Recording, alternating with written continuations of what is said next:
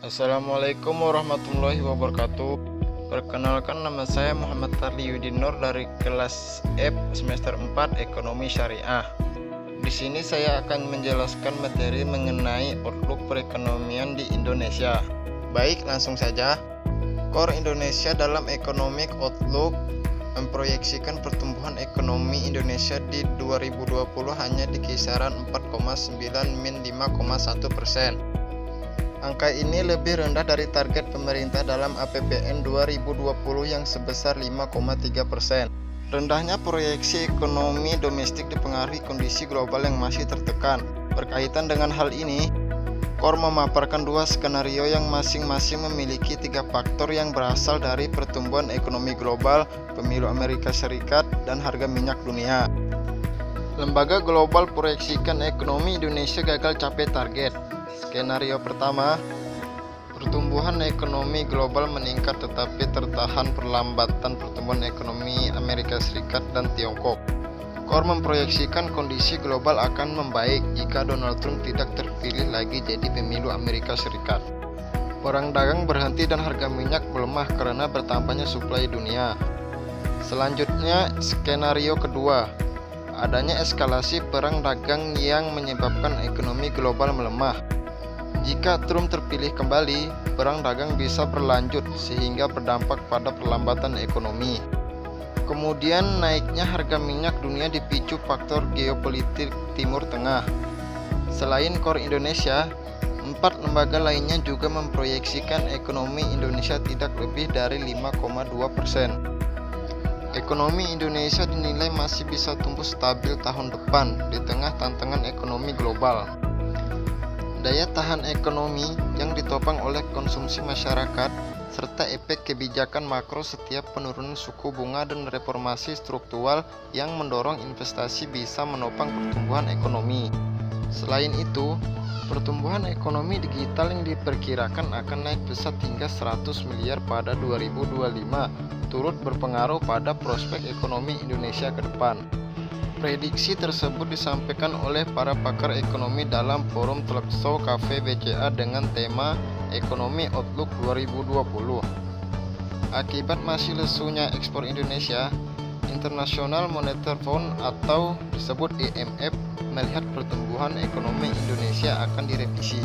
Menurut laporan yang dikeluarkan IMF pada Selasa tanggal 21 bulan 1 2020, prospek pertumbuhan Indonesia telah sedikit direvisi. Hal tersebut karena keberlanjutan pelemahan dalam ekspor yang membebani permintaan domestik. Sementara itu, melihat pertumbuhan di negara berkembang dan Asia diperkirakan sedikit naik dari 5,6% pada 2019 menjadi 5,8% pada 2020. Sedangkan pada 2021 naik tipis di 5,9%.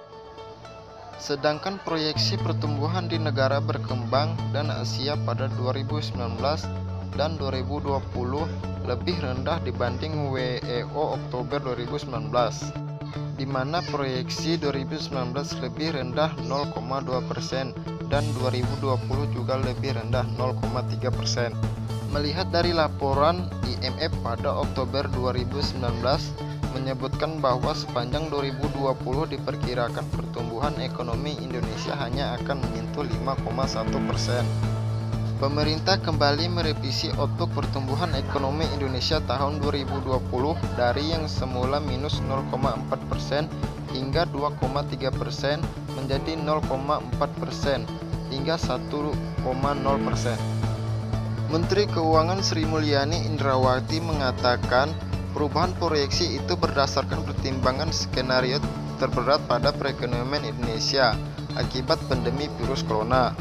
Menurutnya, kondisi terberat akan terjadi pada kuartal 2 2020. Tentang dampak corona terhadap perekonomian di Indonesia maupun dunia, menurutnya, dampak negatif corona menyebabkan kelemahan pasar keuangan dan aktivitas perdagangan global serta turunnya nilai rupiah. Tetapi di balik dampak negatif itu, terdapat dampak positif bagi Indonesia, yaitu kondisi ekonomi di Indonesia cukup kondusif untuk berinvestasi juga, ditandai dengan banyaknya investor yang ingin masuk ke Indonesia. Aman Sentosa juga memaparkan mengenai bahayanya fintech atau yang disebut pinjaman online menjadi menakutkan jika digunakan dengan tidak bijaksana. Dalam akhir pemaparannya, ia menjelaskan tentang outlook perekonomian 2020 di Indonesia yang meningkat. Sebagai contoh, di Jawa Tengah terdapat beberapa sektor menjadi faktor pertumbuhan. Salah satunya sektor perdagangan besar dan eceran.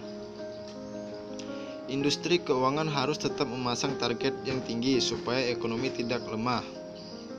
Kemudian di akhir pemaparannya, ia menyimpulkan 3 hal dalam berinteraksi kita harus bersikap rasional dan ilegal.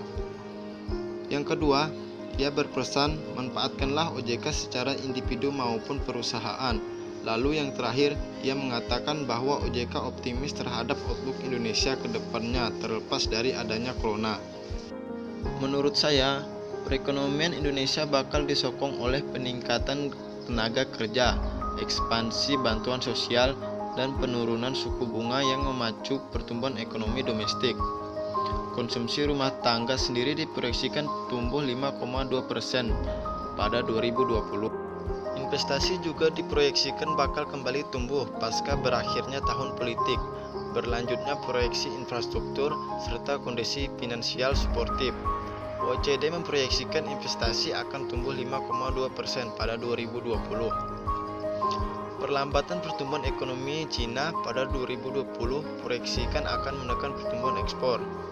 Meski demikian, kinerja ekspor Indonesia bakal tetap didukung oleh tingginya permintaan dari mitra selain Cina. Ekspor sendiri diproyeksikan akan tumbuh 2,5% pada 2020.